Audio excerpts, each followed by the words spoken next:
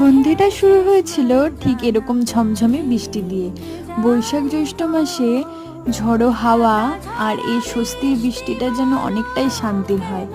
তার সাথে যদি পাতে থাকে গরম গরম খিচুড়ি, সাথে কাশ্মীরি আলুর দম।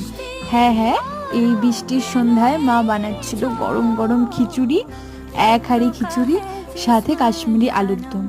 আর খিচুড়ির সাথে খাওয়ার জন্য আমি ভেজে নিয়েছিলাম একটি ডিম। ডিমের অমলেট দিয়ে খিচুড়ি খেতে খুবই ভালো লাগে।